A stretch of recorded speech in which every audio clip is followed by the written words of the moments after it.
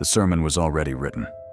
Reverend James Thornton, 72 years old, retired pastor, sat at his kitchen table on Sunday morning, June 9th, 2024, reviewing the notes he'd prepared for guest preaching at Grace Community Church. His text was from Psalm 32. "Blessed is the one whose transgressions are forgiven, whose sins are covered." He'd chosen it deliberately, the way he'd chosen every sermon text for 48 years, selecting verses that spoke to guilt, forgiveness, redemption. The themes that had dominated his ministry since August 1976, when he'd killed Sarah Bennett in the church basement and spent the next 48 years preaching about mercy he didn't deserve. He would never deliver that sermon, because at exactly 7:47 a.m., 2 hours before Sunday service, Detective Rachel Morrison stood outside Thornton's modest brick house in Millbrook, Alabama, population 7,800, with a DNA match report connecting Thornton to a cigarette butt found at the crime scene 48 years earlier. Behind Morrison, 6 tactical officers waited in unmarked vehicles, preparing to arrest a man who'd spent nearly 5 decades shepherding a congregation while hiding murder. Thornton emerged from his house in his Sunday suit, Bible under his arm, coffee mug in hand, completely unaware that forensic genetic genealogy had just destroyed the ministry he'd spent 48 years building. He saw the vehicles, the officers, the grim expressions. His coffee mug slipped from his hand, shattering on the brick walkway, liquid spreading like baptismal water gone wrong. "James Thornton?" Morrison called out, badge held high. Thornton's legs buckled. He grabbed the porch railing, white-knuckled, the Bible falling from his other hand, landing open at Psalm 32. "You're here about Sarah Bennett." It wasn't a question. It was a confession whispered into the Alabama morning air. Morrison's jaw tightened.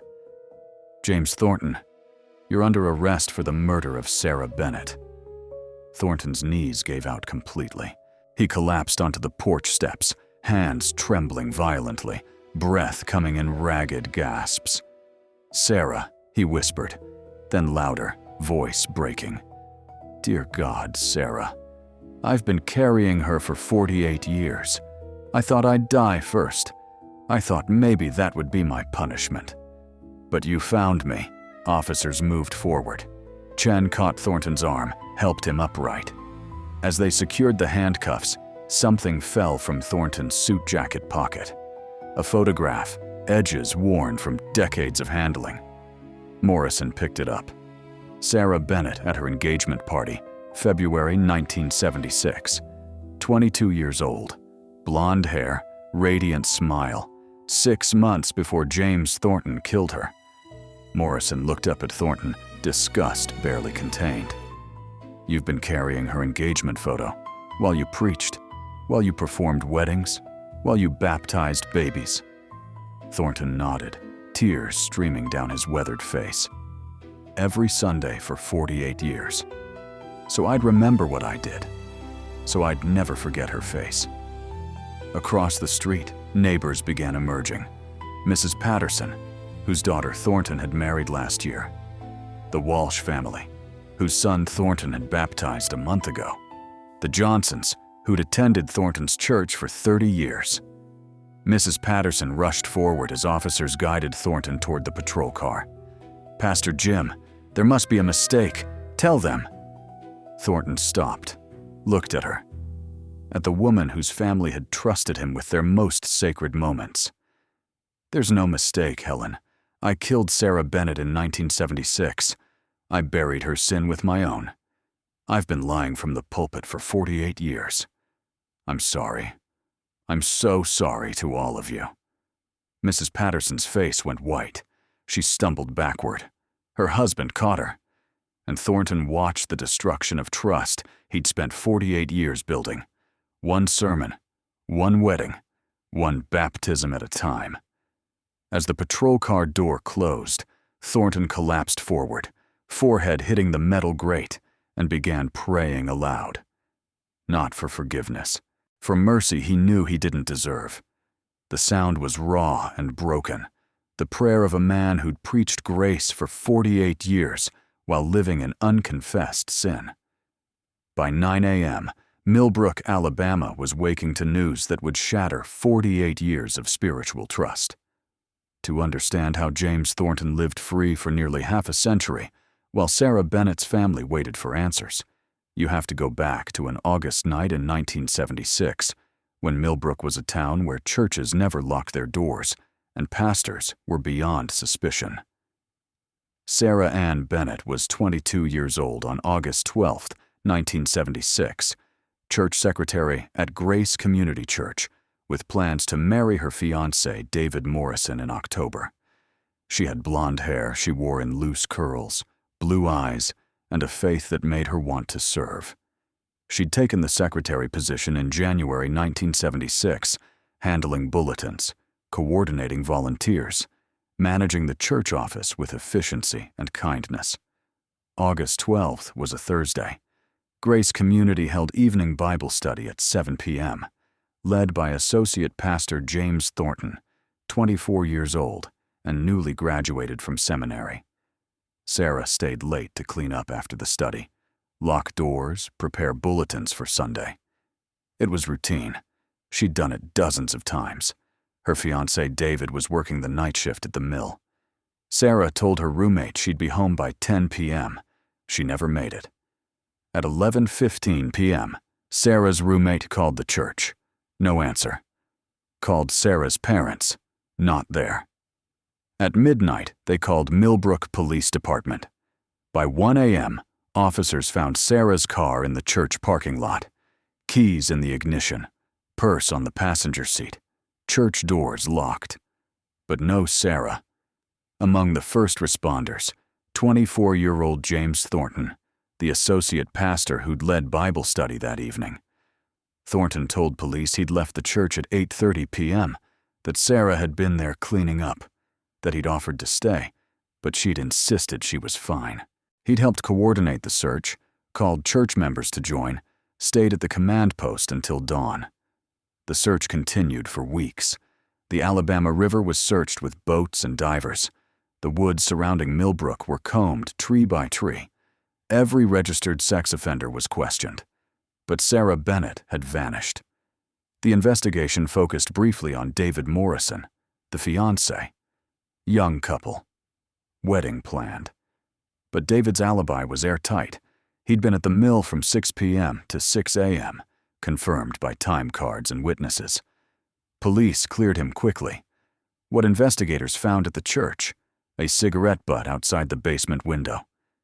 In 1976, cigarettes weren't considered valuable evidence, but it was photographed, logged, and stored. No one knew that cigarette butt contained James Thornton's DNA, evidence that would wait 48 years for technology to catch up. For David Morrison and Sarah's family, her disappearance destroyed carefully planned futures. David, 24 years old, had bought a house for them, had ordered wedding invitations, had proposed with his grandmother's ring. After Sarah vanished, he couldn't bring himself to cancel the venue, couldn't return the ring, couldn't move forward. Every August 12th, the Bennett family and David Morrison held a vigil at Grace Community Church. In early years, hundreds attended. Over time, crowds thinned. But one person attended every single vigil without fail: James Thornton. In 1980, Thornton was promoted to senior pastor of Grace Community Church. He held the position for 38 years, building a reputation as a spiritual leader who genuinely cared about his flock. He established the Sarah Bennett Memorial Fund for young people entering ministry. He spoke at every vigil about hope, about faith in the face of uncertainty, about trusting God's timing. At the 30th anniversary vigil in 2006, Thornton stood beside David Morrison, now 54 years old, remarried with 3 children, but still carrying Sarah's memory. David had brought Sarah's engagement ring, now kept in a small box he carried to every vigil. She would have been 52, Thornton said quietly, hand on David's shoulder. She would have been an amazing wife, An amazing mother. I'm sorry you never got that life with her." David, tears streaming, squeezed Thornton's hand. "Thank you for keeping her memory alive, Pastor Jim. You've honored her for 30 years. Thornton couldn't meet his eyes, because honoring Sarah's memory wasn't atonement. It was penance, disguised as pastoral care. It was 48 years of standing in pulpits, preaching forgiveness while refusing to confess. It was the worst kind of hypocrisy, and Thornton knew it every Sunday when he opened his Bible and saw Sarah's face in his mind. In 2018, Thornton retired from Grace Community Church after 38 years. The congregation held a celebration honoring his legacy. They renamed the fellowship hall Thornton Hall, installed a stained glass window with his name. His former congregation spoke about baptisms, weddings, funerals he'd shepherded them through. David Morrison attended, brought his adult children. When Thornton hugged him after the ceremony, David whispered, "Sarah would have loved seeing this. You've been faithful to her memory all these years." Thornton's response was barely audible. "I pray she's forgiven me." David assumed he meant for not finding her. He had no idea Thornton meant for killing her. The breakthrough that would finally destroy Thornton's ministry began in 2022 when Millbrook Police Department received a grant to re-examine cold cases. Detective Rachel Morrison was assigned to review the Bennett case. Among the preserved evidence, the cigarette butt found outside the church basement window in 1976. In 1976, cigarette DNA wasn't viable evidence, but in 2023, extraction technology could recover cells from saliva on butts decades old. Morrison sent it to a private forensic lab. The lab recovered a partial DNA profile. It was entered into CODIS. No match. But in March 2024, they tried forensic genetic genealogy. The trail led to a family line with roots in Alabama and Tennessee. 3 brothers born in the 1950s. 1 deceased. 1 living in Florida. 1 living in Millbrook. Retired pastor James Edward Thornton. On May 15, 2024, Morrison received the genealogy report. For the next 3 weeks, investigators tracked Thornton, waiting to collect discarded DNA. On June 5th, Thornton attended a church potluck. He threw away a plastic water bottle. Officers retrieved it, sent it for expedited analysis. On June 7th, results came back.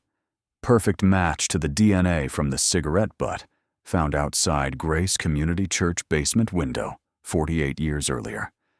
The arrest warrant was signed June 8th. On June 9th, 2024, at exactly 7:47 a.m., Detective Morrison and 6 officers approached James Thornton's house. And when the coffee mug shattered on the walkway, when Thornton collapsed, crying, "I've been carrying her for 48 years," when officers found Sarah's engagement photo in his pocket, Morrison knew they had their man. As the patrol car carrying Thornton pulled away, neighbors stood in shocked silence. The Sunday service he was supposed to guest preach was canceled. Thornton Hall at Grace Community Church would be renamed within weeks. The stained glass window with his name would be removed. Because James Thornton, beloved pastor and spiritual leader, was a murderer who'd hidden his crime for 48 years while preaching from pulpits and performing sacraments. And now, finally, Sarah Bennett's family would get the answers they'd waited nearly half a century to hear. The interrogation room at Alabama State Police Headquarters felt like a confessional booth stripped of its mercy. Gray concrete walls, single metal table bolted to the floor, 2 chairs, fluorescent lights that hummed like hymns gone wrong. No windows, no cross, no comfort. Just James Thornton in an orange jumpsuit, hands cuffed to a steel ring embedded in the table, and Detective Rachel Morrison sitting across from him with a folder containing 48 years of evidence and prayer disguised as lies. Thornton had been in custody for 11 hours, booked, photographed, fingerprinted, strip-searched. The transformation from respected pastor to inmate had been brutally efficient. Now he sat, slumped in the chair, face pale, eyes red from crying, looking 20 years older than the man who'd been preparing to preach that morning. Morrison let the silence stretch. 15 minutes. 20. 30. She'd learned that silence worked differently with men of faith. They filled it with prayers, with confessions whispered to God they hoped no one else would hear. Let them talk to their conscience. Let them break themselves. At 37 minutes, Thornton broke. "I want to confess." His voice was hoarse, raw from hours of crying. "Not just to you, to God, to Sarah's family, to everyone I've lied to for 48 years. I want to tell you everything." Morrison opened the folder slowly, pulled out the DNA report, slid it across the table. "We already know you killed her. The cigarette you smoked outside the church basement. Your DNA. Perfect match." Thornton stared at the document, hands trembling. "I'd gone outside to smoke, a habit I was ashamed of. A young pastor shouldn't smoke. Sarah was the only one who knew. She'd caught me weeks earlier, promised not to tell. I thought if I smoked outside in the dark, no one would see. I threw the cigarette in the bushes. 48 years later, that cigarette condemns me. God's timing is perfect, even in judgment. Tell me what happened to Sarah Bennett." The confession came slowly, like drawing poison from a wound that had festered for decades. "It started in January 1976, Thornton said. Sarah had been hired as church secretary. He was associate pastor, 24 years old, newly married himself. Sarah was 22, engaged to David Morrison, radiant with plans for her October wedding.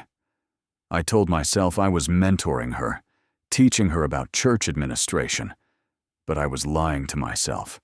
I was attracted to her. And worse, I was having an affair with Catherine Walsh, a married woman in the congregation. Sarah found out." Morrison leaned forward. "Sarah discovered your affair." Thornton nodded, tears streaming. "She walked into my office unannounced in late July. Catherine was there. We were compromised. Sarah backed out immediately, apologized, but I knew she'd seen, knew she understood. I begged her not to tell anyone, told her it was a mistake, that I'd end it.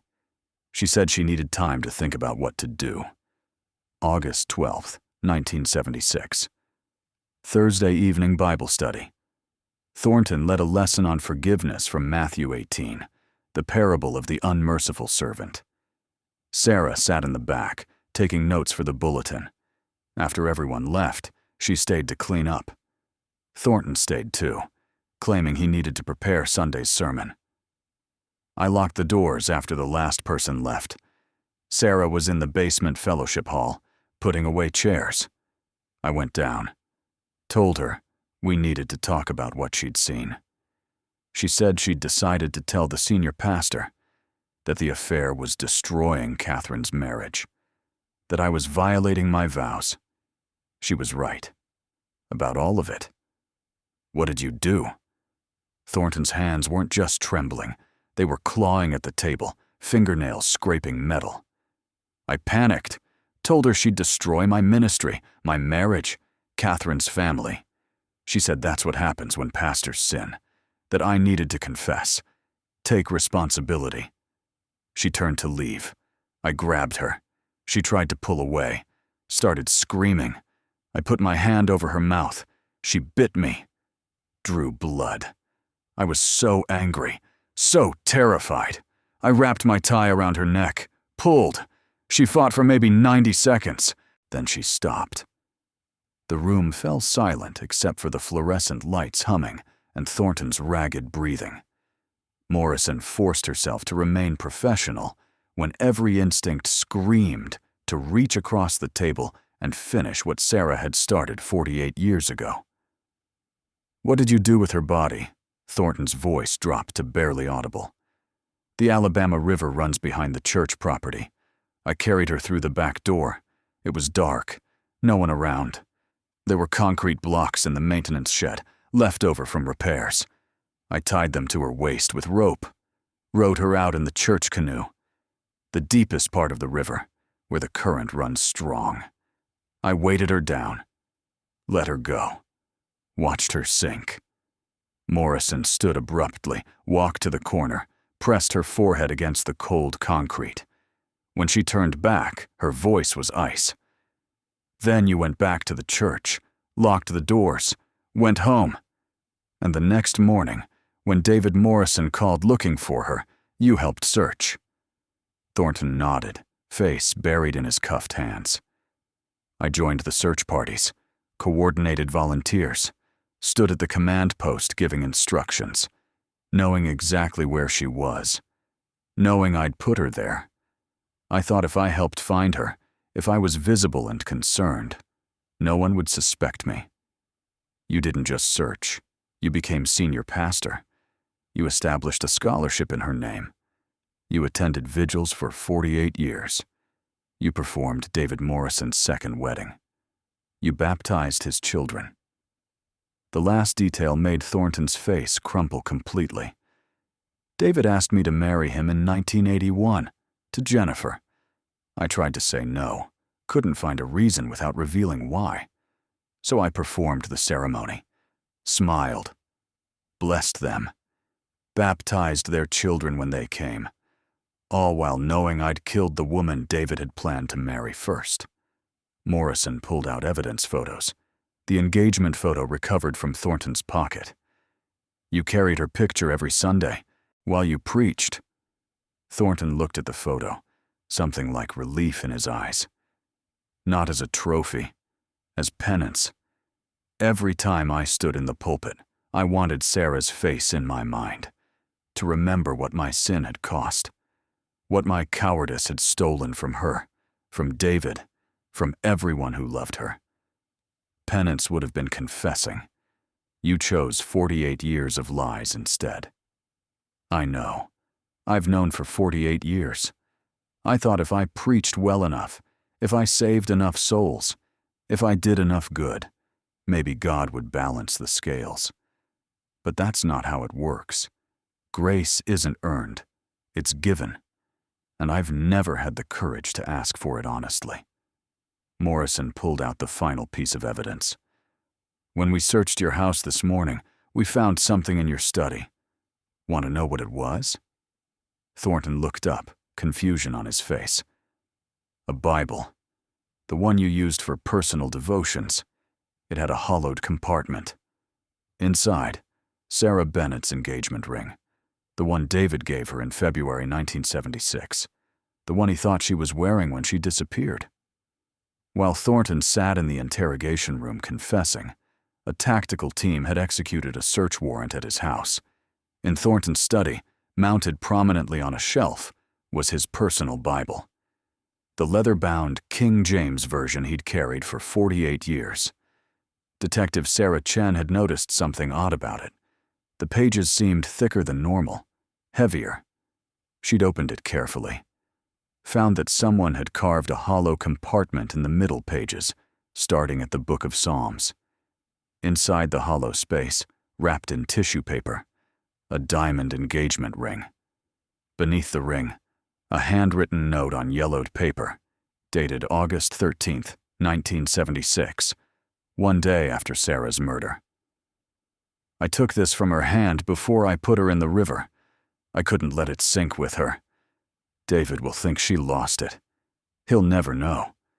I keep it here, in the Psalms, because that's where I've tried to hide my sin for 48 years, under verses about forgiveness. But God sees through paper. He sees through lies. He sees Sarah's face every time I open this book. Forgive me, Sarah. Forgive me, God. I'm not strong enough to confess. I'm not brave enough to face what I've done. Chen photographed the ring and note, hands shaking with rage. When she emerged from the house with the evidence, she called Morrison directly. You need to see this. He's been carrying her engagement ring in his Bible for 48 years, hidden in the Psalms. Morrison showed the photos to Thornton during interrogation. His reaction was immediate and visceral. He vomited into the trash can beside his chair, then collapsed forward, forehead hitting the table. "I took it from her hand," he gasped between sobs. "Before I put her in the water, I couldn't let it sink. It was the only piece of her I could keep. I hid it in my Bible, in Psalms.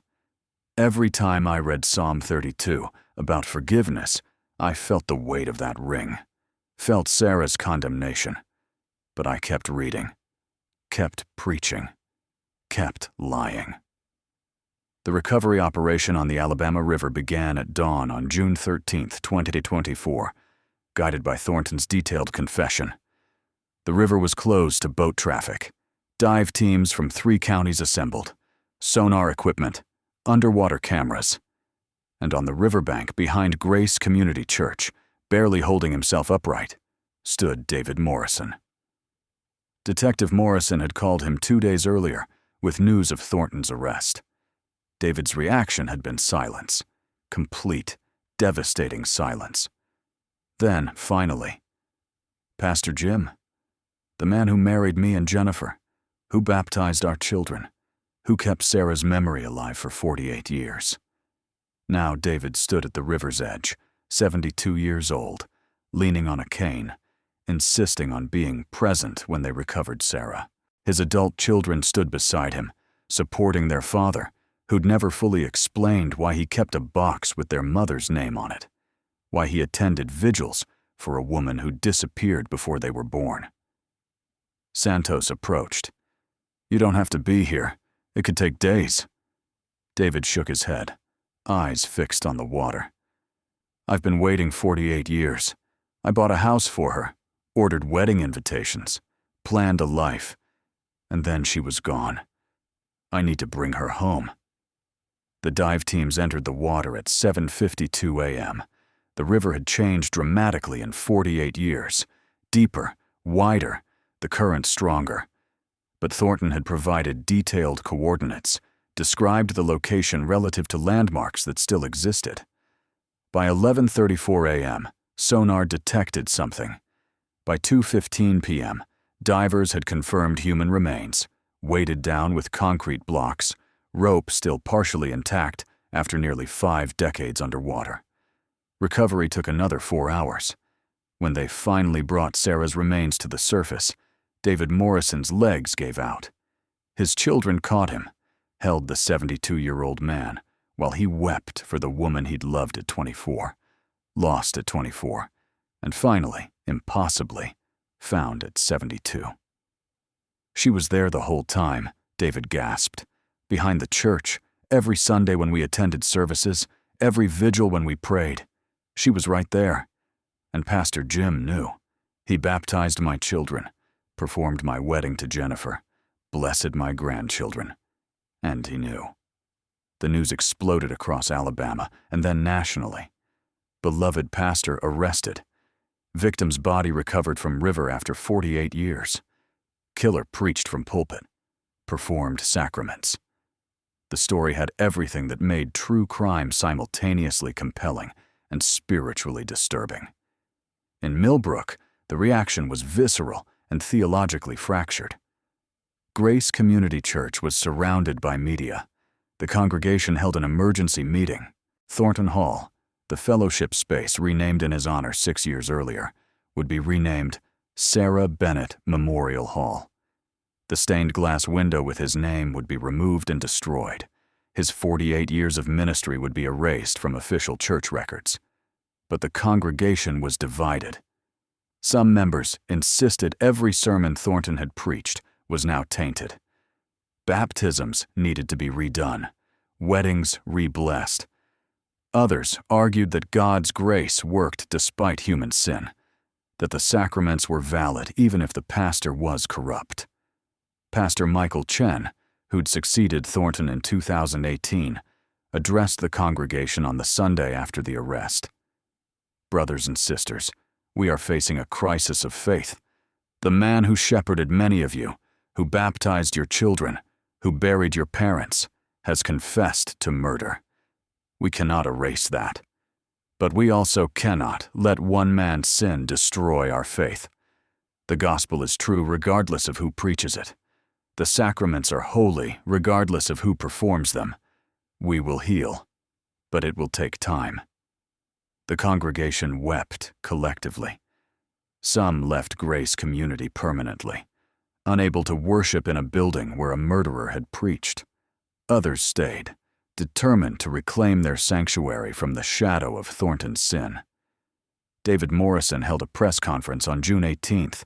He was 72, gray-haired, exhausted by 48 years of grief.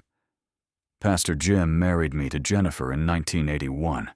He knew I'd bought a house for Sarah, knew I'd planned a life with her, and he officiated my second wedding, baptized my children.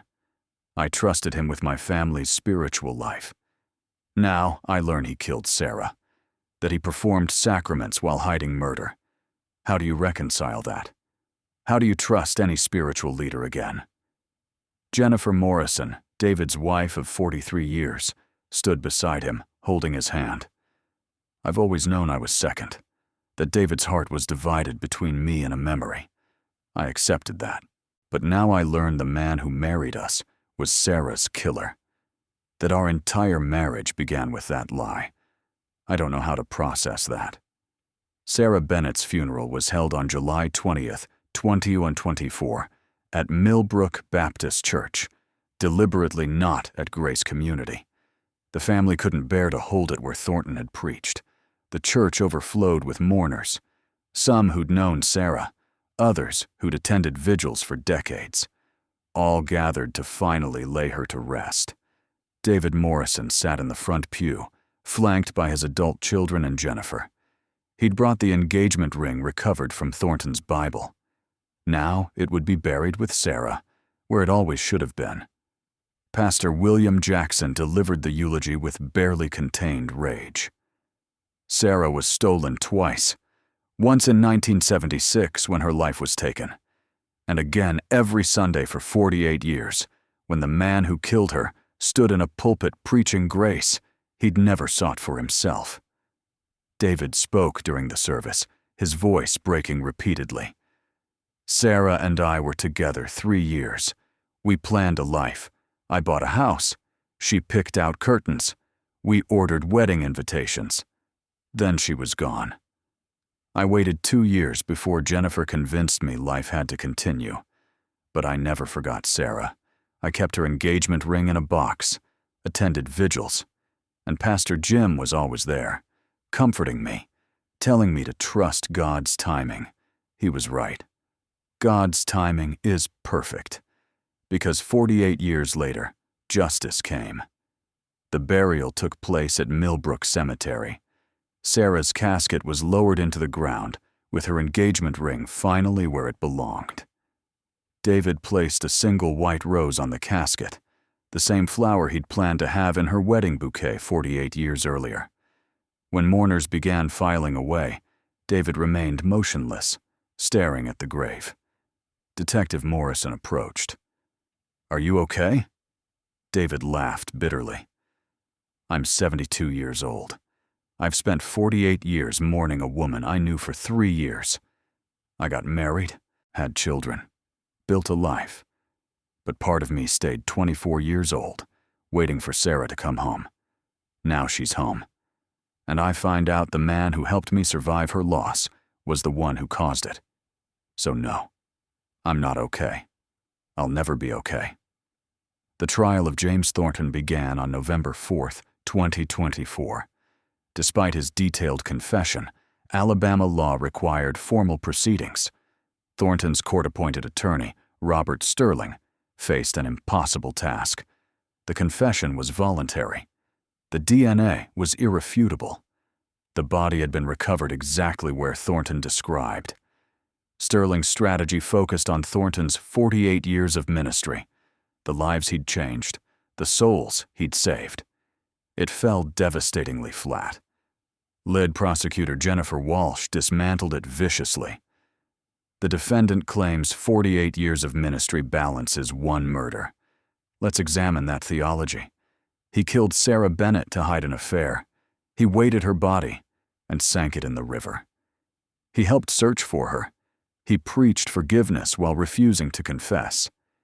He established a scholarship in her name as cover.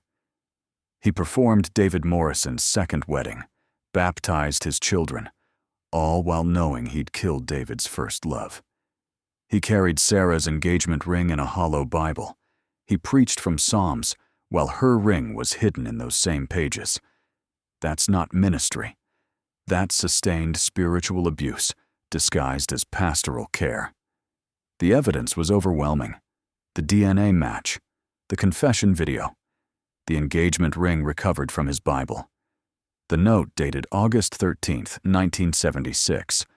Photographs of Sarah's remains weighted down in the river. The most powerful testimony came from David Morrison. 72 years old, using a cane, his voice shook, but his words cut like scripture. Pastor Jim performed my wedding to Jennifer in 1981. He stood at the altar, opened his Bible, read from 1 Corinthians 13 about love. Love never fails, he read. Then he blessed our marriage. He knew he'd killed Sarah, knew I'd bought a house for her, knew I was marrying Jennifer because Sarah was gone. And he blessed us, baptized our children, counseled us through difficulties, all while hiding Sarah's ring in that same Bible. How do you call that ministry? That's not grace. That's sustained torture disguised as spiritual care. David turned to face Thornton directly. You asked me once if I'd forgiven Sarah's killer. This was at the 20th anniversary vigil. I told you I was still working on it. That forgiveness was hard, without knowing who to forgive. You squeezed my shoulder, said God would reveal the truth in his timing. You were right. God did reveal it. And now I know who to forgive. But I'm not there yet. I don't know if I'll ever be. The courtroom was silent. Thornton sat at the defense table, head down, destroyed by decades of lies collapsing simultaneously. When given opportunity to address the court, Thornton stood. He'd requested to wear his pastoral collar, despite being in custody. The judge had denied it. So he stood in an orange jumpsuit, looking nothing like the shepherd who'd led a flock for 48 years. I have no defense. Sarah threatened to expose my sin, and I killed her. Then I spent 48 years preaching grace. I was too cowardly to seek for myself. I thought if I saved enough souls, maybe Sarah's would balance out. But salvation doesn't work that way. Every baptism I performed, I saw her face. Every wedding I officiated, I remembered the wedding she'd never have. Every sermon I preached about forgiveness, I felt the weight of her ring in my Bible. I kept it in Psalms, because that's where I tried to hide my sin. But you can't hide from God. I'm sorry doesn't erase 48 years. But it's all I have. David stared at Thornton with something more complex than hatred. I hope you find the forgiveness you preached about, because I'm not ready to give it yet. Judge William Harrison delivered the sentence on November 7, 2024. Mr. Thornton, you are sentenced to life in prison without possibility of parole. You took a life to hide your sin. You let a family suffer for 48 years. You preached from pulpits while hiding murder. You performed sacred rites while carrying your victim's engagement ring. You will die behind bars, and you will stand before the God you claim to serve. That judgment will be more severe than mine. Court adjourned. Thornton showed no reaction as officers led him away. The man who'd baptized hundreds, married dozens, buried scores, disappeared into the prison system, stripped of collar, stripped of title, stripped of everything except the truth he'd hidden for 48 years. James Thornton died in prison on December 3, 2024, 6 months after his conviction. He was 72. The official cause was heart failure, though inmates reported he'd been fasting for weeks, reading only Psalms, praying constantly. His final words to a chaplain, Tell David I'm sorry. Tell Sarah I'm coming. David Morrison was notified of Thornton's death by Detective Morrison. His reaction was silence. Then, I hope Sarah was waiting for him. I hope she got to say what she never got to say in life. Grace Community Church held no memorial. Thornton's name was erased completely. The stained glass window with his name was removed and replaced with one honoring Sarah Bennett. The fellowship hall was renamed. His 48 years of ministry were reduced to a single line in records. James Edward Thornton, Associate Pastor, 1975-1980. Senior Pastor, 1980-2018. Dismissed, convicted of murder. Sarah Bennett Memorial Hall opened in September 2024 in the space formerly known as Thornton Hall. The dedication ceremony was attended by hundreds.